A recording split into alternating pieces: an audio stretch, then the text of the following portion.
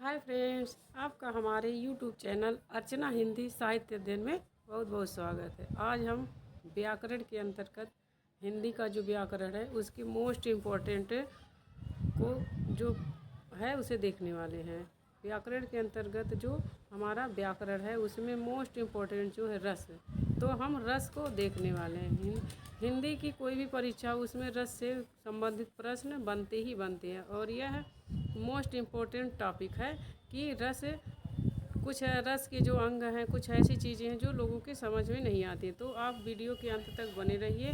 मैं आज पूरा रस आपको अच्छे से समझाने की कोशिश करूंगी और रस से संबंधित आपका कोई भी डाउट नहीं रह जाएगा।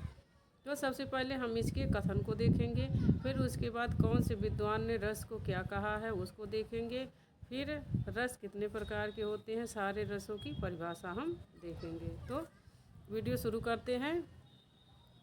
रस के प्रथम आचार्य कौन है? तो है जनश्रुति के अनुसार प्रथम निरूपणकर्ता के तौर पर नंदकेश्वर का नाम मिलता है, किंतु प्राप्त सामग्री के आधार पर आचार्य भरत मुनि इसके प्रवर्तक माने जाते हैं। जनश्रुति के अनुसार अगर जो पूछेगा तो नंदकेश्वर हैं रस के प्रथम आचार्य, और प्राप्त सामग्री के अनुसार जो माने इनके जो ग्रंथ हैं उसके अनुसार जो है यह भरत मुनि रस के प्रवर्तक माने जाते हैं। अब नीचे का जो है मोस्ट इम्पोर्टेंट इनका कथन है जो है भरत मुनि का रस के बारे में। यह कथन पेपर में ज़रूर देता है, अक्सर पेपर में देता ही है यह प्रश्न। यह कथन दे देगा कि विभावानुभाव बेविचारी भाग संयोगात्र निष्पत्ति दे देगा, बोल देगा यह किसका कथन है, किस आचार्य का कथन है। तो यह है भरत मुनि का और यह उन्होंने रस के बारे में दिया है। आगे रस के बारे में और जो आचार्य हैं उनके क्या कथन है, क्या उनकी राय है रस के बारे में, उसको देखेंगे। भामह ने काव्य रस की बात की है अलंकारवादी आचार्य होने के कारण। अब यहाँ पर एक प्रश्न आपको ये मिल जाता है कि भामह क्या थे? अलंकारवादी आचार्य थे और भामह को अलंकार का प्रवर्तक माना जाता है। अलंकारवादी होने के कारण भामह ने रस को अलंकार और विभाव को रस माना है। इन्होंने रस को क्या माना है? अलंकार माना है, और जो विभाव होते हैं उनको रस माना है।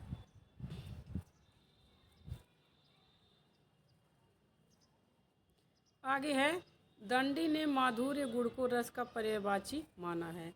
दंडी के अनुसार सभी अलंकारों का ध्येय काव्य को रसमय करना है। इस वीडियो में आपके रस से संबंधित सारे डाउट क्लियर हो जाएंगे, रस अच्छे से समझ में आ जाएंगे और इस एक ही वीडियो से कम आपके 100-200 प्रश्न तो रस से संबंधित तैयार हो जाएंगे। जितने भी महत्वपूर्ण कथन हैं और किस विद्वान ने क्या माना है मैंने पूरा इसमें लिया है। आगे है मम्मट ने रस को ध्वनि के एक भेद असंलक्ष्य क्रम व्यंग्य ध्वनि में स्थान दिया। यह मोस्ट इम्पोर्टेंट कथन है। यह किसका? यह दे देता है और पूछ लेता है यह किसका कथन है, तो यह मम्मट का है। रस को ध्वनि के एक भेद माना है, रस को एक ध्वनि का भेद माना है और जो ध्वनि के स्थान पे दिया है असंलक्ष्य क्रम व्यंग्य। यह किसका कथन है? मम्मट का। आगे है भोजराजकृत श्रृंगार प्रकाश, मोस्ट इम्पोर्टेंट। इस एक ही वीडियो में एक ही जो कथन में आपको कई सारे प्रश्न तैयार हो जाएंगे। भोजराजकृत क्या है? श्रृंगार प्रकाश किसकी रचना है? भोजराज की, और ये क्या? ये रस से संबंधित है। विश्वनाथ कृत साहित्य दर्पण, भानुदत्त कृत रस तरंगिणी और जगन्नाथ कृत रस गंगाधर रस सिद्धांत की दृष्टि से उल्लेख ग्रंथ हैं। इसमें से कोई भी एक ग्रंथ दे देगा और पेपर में और पूछेगा कि यह ग्रंथ किससे संबंधित है, अलंकार से, ध्वनि से, रस से। तो आप इसको अच्छे से इस वीडियो में जितने भी कथन हैं सब अच्छे से आप देखना और एक कॉपी पर नोट डाउन कर लेना। जो आप लोग अपना बनाते हैं, नोटबुक बनाते हैं, हैंड नोट सब लोग बनाते हैं तैयारी करने के लिए, तो उस पर ये सारी चीज़ें लिख लेना जिससे आपको पेपर में दिक्कत ना हो, बस एक बार रिवीजन करना रहे। तो ये जितने भी इसमें ग्रंथ हैं ये सब क्या हैं, रस सिद्धांत के ग्रंथ हैं। इसमें रस का विवेचन किया गया है। अब आगे है रस के अंग। लोगों को रस के अंग में कंफ्यूजन होता है। तो रस के अंग या रस के अवयव। पहला अंग है अस्थाई भाव। अस्थाई भाव नाम से ही पता चल रहा, अस्थाई जो हमेशा रहता है। कभी कभी परिभाषा ही दे देता है और उस पेपर में और पूछता है यह किसकी परिभाषा है।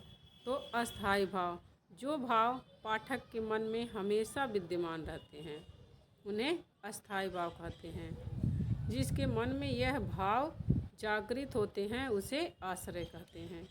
मोस्ट इम्पोर्टेंट, जो भाव मनुष्य के अंदर या पाठक के अंदर या सहृदय के अंदर हमेशा विद्यमान रहते हैं और अनुकूल परिस्थितियां पा करके वह जागृत हो जाते हैं, उसे क्या कहते हैं, अस्थाई भाव। और जिसके मन में भाव जागृत होते हैं उसे आश्रय कहते हैं। जिस व्यक्ति के मन में भाव जागृत होंगे उसे आश्रय कहेंगे। जिस व्यक्ति के मन में रस जागृत होगा, जो रस, जैसे श्रृंगार रस हो, वात्सल्य रस हो, जैसे माता पिता का माँ का अपने बच्चे के प्रति प्रेम है, तो बच्चे को देख करके माँ के मन में जब वात्सल्य का भाव जागृत होगा तो माँ क्या होगी, वात्सल्य रस जब उसके मन में जागृत होगा तो माँ वो क्या होगी, आश्रय होगी। जिसके मन में भाव जागृत होता है उसे आश्रय कहते हैं।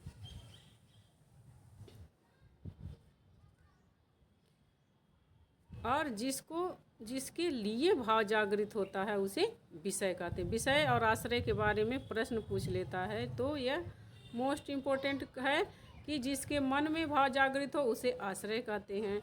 जिसके लिए भाव जागृत हो, जिसको देखकर या जिसके लिए भाव जागृत हो उसे विषय कहते हैं। आगे है, अब यह विभाव है, यहाँ भाव रहेगा। विभाव, विभाव अस्थाई भाव को जागृत करने वाले कारण को विभाव कहते हैं। कौन सा वो कारण है कि जिससे अस्थाई भाव या रस जागृत होता है, वो कौन सी परिस्थितियां हैं, वह कौन से कारण हैं जिसको देख करके किसी के अंदर कोई रस उत्पन्न होता है। तो वो जो कारण होता है उसे विभाव कहते हैं। जैसे नायक नायिका है या वीर रस का है, तो अगर जो किसी के अंदर वीर रस का स्थायी भाव जागृत होता है तो वह कौन सा कारण है कि जिसको देख करके वो भाव जागृत होते हैं। तो एक है, विभाव के दो प्रकार होते हैं। एक है आलंबन विभाव। आलंबन का अर्थ होता है आधार, जिसके कारण अस्थाई भाव जागृत होते हैं वह आलंबन होता है। जिसके कारण, आलंबन का मतलब होता आधार, वो कौन सा आधार है जिसके कारण अस्थाई भाव जागृत होता है। जैसे उदाहरण के लिए वीर रस है या अद्भुत रस है। तो जैसे यहाँ उदाहरण दिया जाता है शेर का, तो अगर जो शेर को देख करके किसी व्यक्ति के मन में भय उत्पन्न होगा तो वह शेर क्या होगा, आलंबन होगा, माने उसको देख करके भाव जागृत होंगे। तो आलंबन का अर्थ हुआ कि वो कारण, वो कौन सा कारण है जिससे अस्थाई भाव जागृत होता है। मुझे लगता है कि आपको आलंबन ये सब चीज़ें समझ में आ गई होंगी। अगर जो फिर भी आपको समझ में ना आए तो आप हमें कमेंट करके बताइए कि हमें क्या नहीं समझ में आया। आलंबन का मतलब होता है कारण, माने किस कारण से अस्थाई भाव जागृत होता है। और आगे है उद्दीपन। और विभाव का दूसरा है उद्दीपन। उद्दीपन का अर्थ होता है बढ़ाना, कोई चीज़ बढ़ाना। जैसे आग में घी डालना तो आग और भड़क जाएगी, वैसे ही उद्दीपन का होता है उसे बढ़ाना, उद्दीप्त करना। अब बढ़ेगा कैसे, जिसको जैसे नायक नायिका हैं या अक्सर राम और सीता का दिया जाता है उदाहरण कि जब वो नायक नायिका का देख लें, नायक नायिका का ही देखते हैं कि नायक को नायिका को देख के अगर जो उसके अंदर श्रृंगार रस की भावना जागृत होती है तो वो कौन सी चीज़ है, भावना तो जाग रही है लेकिन वो बढ़ कैसे रहा है, वह रस को बढ़ाने का काम करता है उद्दीपन। उद्दीपन का मतलब आलम्बन। नायक की जो क्रियाकलाप हैं, जो चेष्टाएं हैं, वह उद्दीपन कहलाती हैं। आलम्बन का व्यवहार, क्रियाकलाप एवं देश काल की जो स्थितियाँ अस्थायी भाव को उद्दीप्त करती हैं, उद्दीपन कहलाती है। जैसे अगर जो शेर का ही ले लें अद्भुत रस में, तो अगर जो शेर को देख करके किसी के मन में भय का अस्थायी भाव जागृत होता है, तो जो शेर वो क्रियाएं करता है, जैसे उसका गर्जना, उसका मुंह खोलना, तो ये और बढ़ा रहा है। तो यह क्या है, उद्दीपन का मतलब होता है बढ़ाना। इसमें उद्दीपन में जो आलम्बन है, वो जो क्रियाएं करता है, जिस क्रिया के द्वारा रस अस्थायी भाव और बढ़ता है, उसे आलम्बन कहते हैं। आगे है अनुभाव। अनुभाव को अस्थायी भाव के जागृत होने के बाद की आश्रय की चेष्टाएं अनुभाव कहलाती हैं। आश्रय माने जिसके मन में रस जागृत होता है, अस्थायी भाव जागृत होता है। तो जैसे किसी के अंदर शेर को देख करके भय उत्पन्न हुआ, तो भय उत्पन्न होने से शरीर का कांपना, पसीने आना और मुंह खुला रह जाना, डरना, ये सब क्या है, ये अनुभाव। अनुभाव माने अनुभव करना। आश्रय ने उसको देख करके क्या अनुभव किया, उसकी चेष्टाएं, वो शरीर से जो चेष्टाएं करता है, कोई भी काम करता है, उसे अनुभाव कहते हैं। आगे है अनुभाव के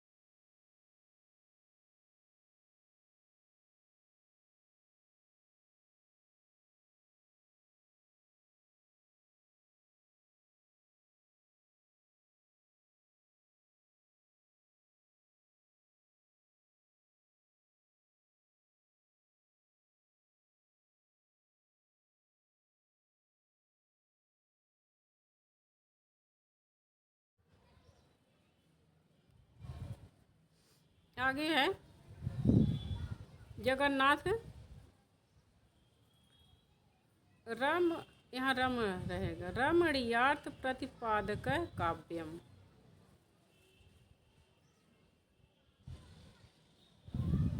आगे है जगन्नाथ का कथन है रमणीयार्थ प्रतिपादक काव्यम। जगन्नाथ का ये सब रस के बारे में जितने भी विद्वानों के कथन है मोस्ट इम्पोर्टेंट है, ये याद होना चाहिए, परीक्षा में ज़रूर पूछे जाते हैं।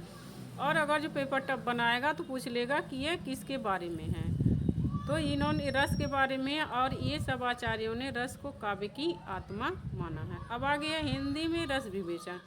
हिंदी के जो विद्वान है उन्होंने रस के बारे में क्या कहा, तो महावीर प्रसाद द्विवेदी का कथन है कि रस कविता का सबसे बड़ा गुण है। ये किसका कथन है? द्विवेदी जी का।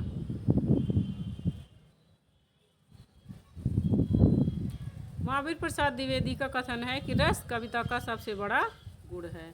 आगे है रामचंद्र शुक्ल का कथन है कि हृदय की मुक्त अवस्था रस दशा कहलाती है। ये शुक्ल जी का कथन है। आगे डॉक्टर रामकुमार वर्मा का कथन है रस के बारे में, रस अमर है, वह काव्य का सबसे महत्वपूर्ण अंग भी है। जब तक काव्य रहेगा रस की सृष्टि निरंतर होती रहेगी। ये सब जितने भी कथन हैं विद्वानों के रस के बारे में, ये सारे मोस्ट इम्पोर्टेंट हैं।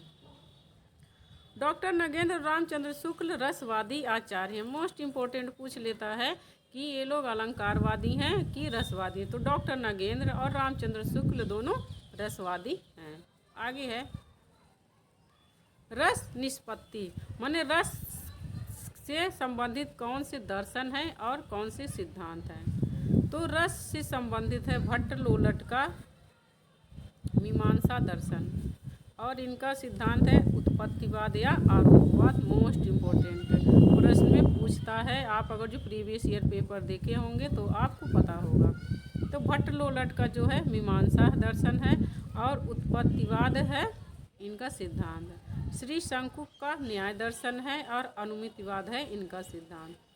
भट्टनायक का सांख्य दर्शन है और भुक्तिवाद इनका, और भोगवाद इनका आसानी से याद कर सकते हैं। भट्टनायक का भ से इनका नाम भी है और भ से इनका सिद्धांत भी। भट्टनायक, भुक्तिवाद और सांख्य दर्शन।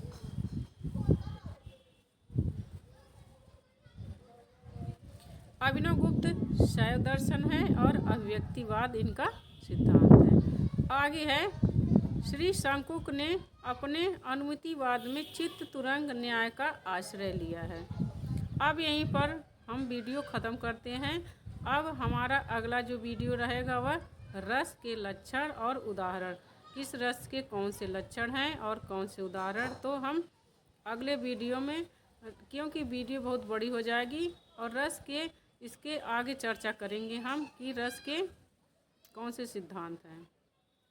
तो रस के सिद्धांत इतना हमने देख लिया, सब कुछ रस कब के अंग कौन कौन से, क्या विद्वान ने क्या कहा है। अब आगे हम रस के लक्षण देखेंगे। तो मिलते हैं नेक्स्ट वीडियो में, आगे की वीडियो में। तब तक के लिए आप अपनी तैयारी करते रहिए। आपका दिन शुभ हो, आपका दिन मंगलमय हो और आपकी तैयारी अच्छी होती रहे ताकि पेपर में आपको सफलता मिले। मिलते हैं नेक्स्ट वीडियो में, तब तक के लिए नमस्कार। वीडियो अच्छी लगी हो तो चैनल को सब्सक्राइब करिए ताकि आप तक वीडियो पहुंचता रहे, और लाइक करिए।